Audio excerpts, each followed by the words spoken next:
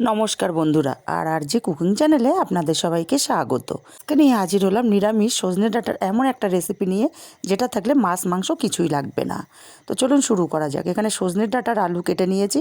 সজনে ডাঁটার পরিমাণটা বেশি, আলুর পরিমাণটা কম। একটা কড়াই গরম করে দিয়ে দেবো 3 চামচ পরিমাণে তেল। তেলটা গরম হলে কিছুটা বিউলির ডালের বড়ি দিয়ে বড়িগুলোকে নাড়াচাড়া করে বেশ লাল লাল করে ভেজে নিয়েছি। এখন বড়িগুলোকে তেল ঝরিয়ে উঠিয়ে নেব। বন্ধুরা, এমন একটা রেসিপি থাকলে গরম ভাত আর কিচ্ছু লাগবে না। আমার কথা বিশ্বাস করে একদিনকে রান্না করে দেখবেন, টেস্ট হবে দারুণ। বড়িগুলো উঠিয়ে নিয়ে ওই তেলের মধ্যে লম্বা করে কেটে রাখা আলু দিয়ে দিলাম। সামান্য একটু লবণ আর সামান্য হলুদ দিয়ে আলুগুলোকে বেশ লাল লাল করে ভেজে নেব। আলুগুলো ভাজা হতে হতে একটা মশলা করে নেব। মিক্সচার জারের মধ্যে দিয়ে দেব 1.5 চামচ হলুদ সর্ষে আর 3 চামচ দেব সাদা তিল। মিক্সচার জারটা ঘুরিয়ে সব কিছু গুঁড়ো করে নেব। তারপর অল্প জল দিয়ে একদম মিহি করে পেস্টটাকে রেডি করে নেব। মশলার পেস্টটাকে রেডি করে একটা আলাদা পাত্রে ঢেলে নেব। আর ওই মিক্সচার জারের মধ্যে আর একটা মশলা করে নেব। দিয়ে দেব স্বাদ অনুযায়ী কাঁচা লঙ্কা আর বড় সাইজের একটা টমেটো আর 1/2 ইঞ্চি আদা। অল্প জল দিয়ে মশলাটা মিহি পেস্ট রেডি করে নেব। মশলার পেস্টটা রেডি, এখন এক সাইডে রেখে দেব। আর এদিকে আলুগুলো বেশ লাল লাল করে ভাজা হয়ে গেছে। নিরামিষ সবজিও যে এত টেস্ট হয় এই রেসিপি না বানালে জানতেই পারবেন না। এখন এখানে সজনের ডাঁটাগুলো দিয়ে দিলাম। সজনের ডাঁটাগুলোকে দিয়েও আলুর সঙ্গে বেশ 3-4 মিনিট সময় নিয়ে সজনের ডাঁটাগুলোকে একটু ভাজা ভাজা করে নিয়েছি। দেখুন সজনের ডাঁটাগুলো অনেকটাই কমে এসছে। এখন সজনের ডাঁটার আলু তেল ঝরিয়ে উঠিয়ে নেব। ওই কড়াইতে আরও 2 চামচ পরিমাণে তেল দিয়ে দিলাম।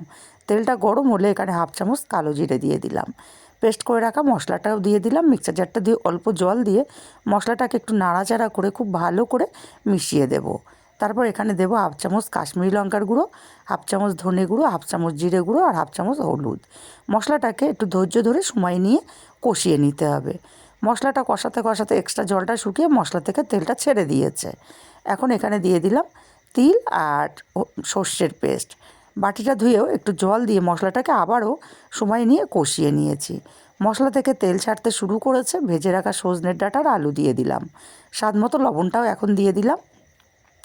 সজনের ডাঁটার আলুটাকে মশলার সাথে আরও 2 থেকে 3 মিনিট সময় নিয়ে কষিয়ে নিয়েছি।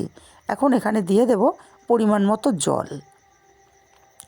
জলটাকে দিয়ে খুব ভালো করে নাড়াচাড়া করে মিশিয়ে দেব। আর আপনারা যদি বাড়িতে এই রেসিপিটা বানান, কেমন লাগলো কমেন্ট করে জানাতে কিন্তু ভুলবেন না। খুব ভালো করে নাড়াচাড়া করে মিশিয়ে ঢাকা দিয়ে 5 মিনিট রান্না করে নেব। 5 মিনিট পর ঢাকাটা খুলে নিয়ে এখানে ভেজে রাখা বড়িগুলো দিয়ে দিলাম আর 1 চামচ চিনি দিলাম। যেহেতু নিরামিষ রান্না চিনিটা অবশ্যই দিতে হবে, তাহলে টেস্টটা দারুণ আসবে। খুব ভালো করে নাড়াচাড়া করে মিশিয়ে দিয়ে আবারও ঢাকা দিয়ে আমি 5 মিনিট রান্না করে নেব। 5 মিনিট পর ঢাকাটা খুলে নিয়েছি। ঝোলটা অনেকটাই টেনে গেছে। আর এই ঝোলটা না রাখলে একদম ঠান্ডা হলে পুরোপুরি শুকিয়ে যাবে। নাড়াচাড়া করে মিশিয়ে আলাদা পাত্রে নামিয়ে নিয়েছি। রেসিপিটা কেমন লাগলো কমেন্ট করে জানাতে ভুলবেন না। ভালো লাগলে একটা লাইক দিতে ভুলবেন না।